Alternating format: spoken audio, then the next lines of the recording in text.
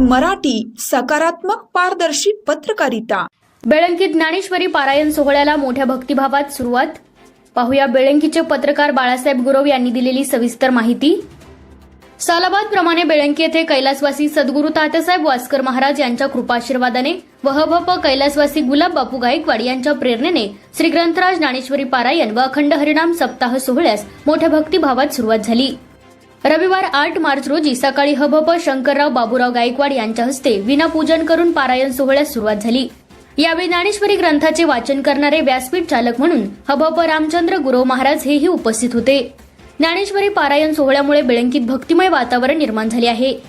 ज्ञानेश्वरी वाचनासाठी तरुण वर्गाचा जास्त समावेश असल्याने एक नवचैतन्य निर्माण होऊन तरुणांच्या मध्ये अध्यात्मतेची आवड निर्माण झाल्याचे दिसून येत आहे। विशेष म्हणजे पारायण कालावधीत बेळंकीतील हॉटेल्स, ढाबे व मांस मटण विक्री करणारे दुकाने बंद ठेवून सर्वांनी पारायण सोहळ्यासाठी सहकार्य केले आहे।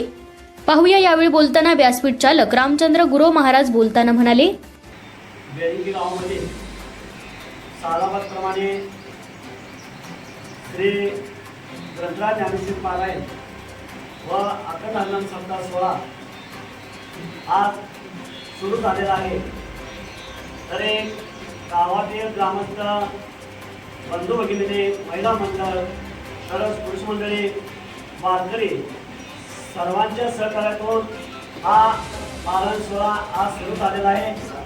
तर प्रत्येक घरातील प्रत्येक माणसाने, महिलांनी, लहान मुलांनी, मुलींनी सुद्धा या पारायण सोहळ्यामध्ये सहभागी होऊन आपला जीवनाचा उच्चार करून घ्यावा।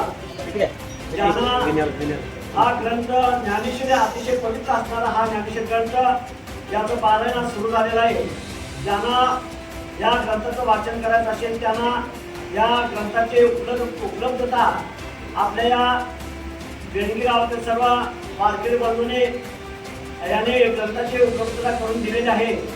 कुणाला ग्रंथाची अडचण येणार नाही। कृपया सर्वांना विनंती, आपण या ग्रंथ पारायण सोहळ्यामध्ये सामील होऊन आपण या आपल्या आयुष्याचा जीवनाचा उद्धार करून घ्यावा।